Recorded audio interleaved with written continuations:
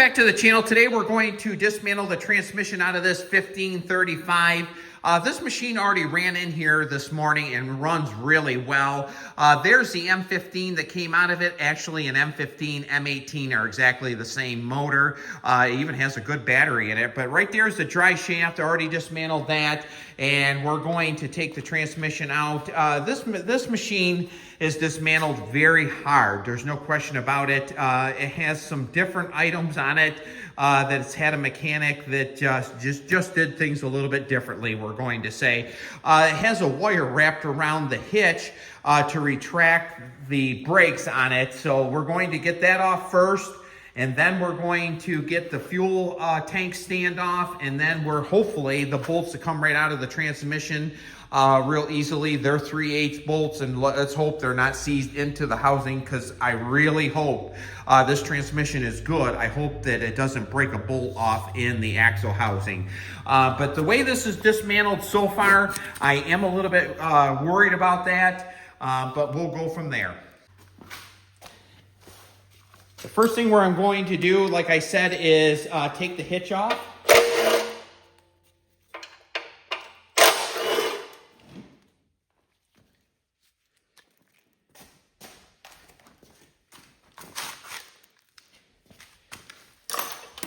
I'm going to take a pair of dikes. I'm going to hold that spring right there.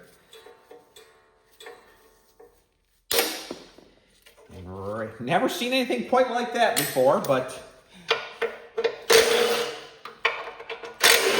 I'm sure it worked well.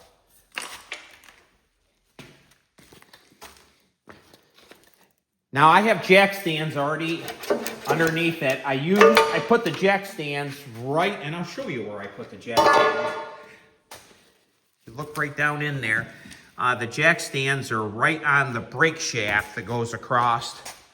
So the next thing we're going to do is take the fuel tank stand off. This is the same for, it doesn't matter if it's a gear driven or if it's a hydro, they're all the same on the Cyclops. The only difference on some Cyclops, some of these have nuts on the bottom, some don't. Now, this is an early one, so we'll see if it does. And it does have, the nuts are made right into, threaded right into the frame.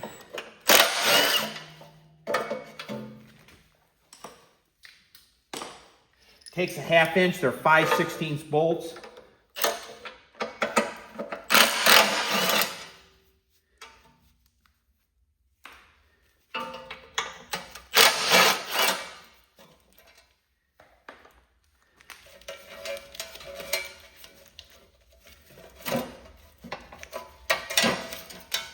Run the wiring out of there.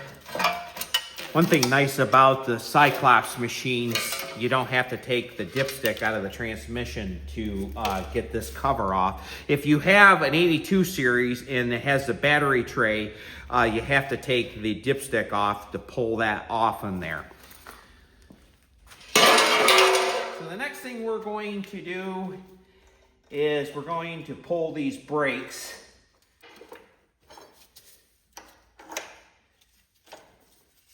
That one came off pretty easy. We're going to go to the other side.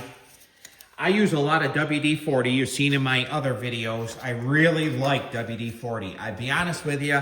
I think it's worth every penny. It's a very cheap lubricant. I think it works very well for a penetrant. I really do.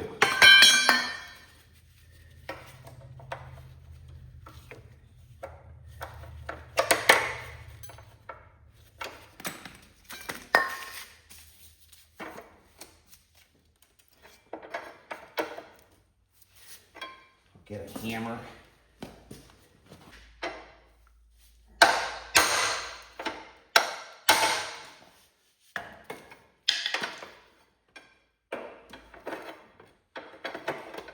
Actually, I'm going to spread that yoke.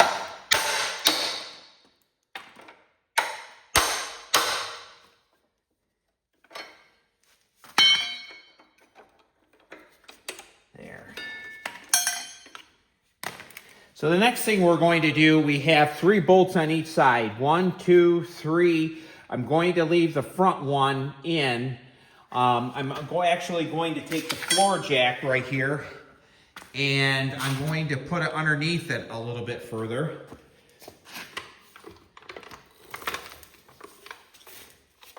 Now, I've pulled them with the tires, without the tires, and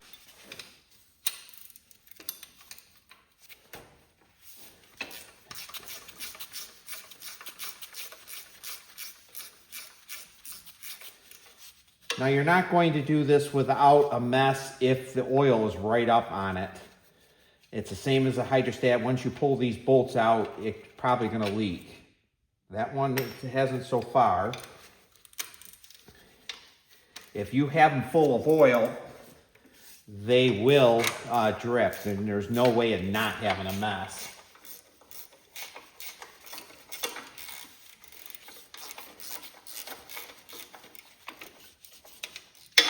I'll admit, I was a little scared filming this transmission here.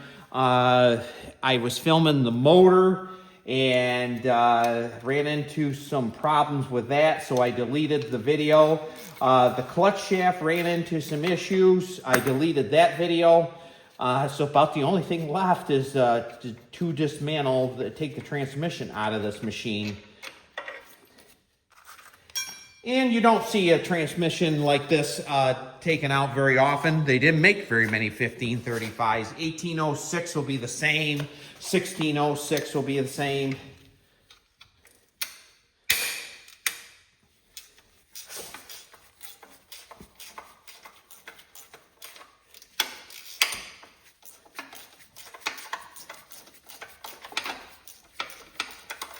Now, this is what I do for a living. I have the best job on earth. Dismantle Cub Cadets every day. I do other brands. I don't particularly like working on John Deere. I think John Deere is a little bit more difficult to take apart. That's just my opinion. Another reason, I guess, is probably because I don't do a lot of them.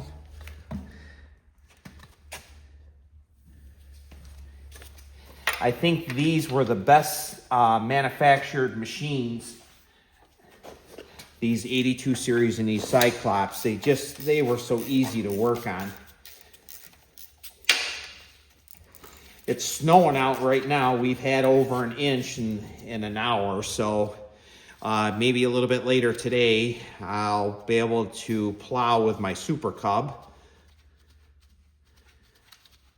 I have a nearly brand new Haven blade that you're going to see in future videos. It's beautiful. I've only plowed a little bit with a Super. So be watching for that video to be coming out. Now we're going to take out that bolt right there. It takes a 9/16 to do that.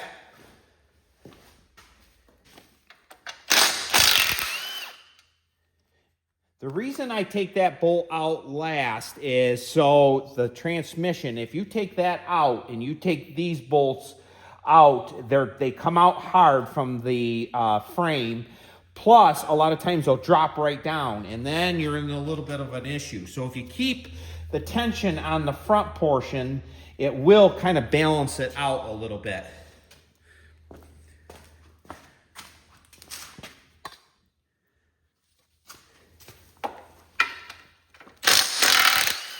And you see the transmission just dropped. So now we're ready. We're going to pull it out. They're not quite as bad as a hydrostat because you don't have all your cam levers right here. So actually it should come right out. I am going to do something that I do quite often. I spray them down with WD-40. And when they slide out, they just slide out so much easier.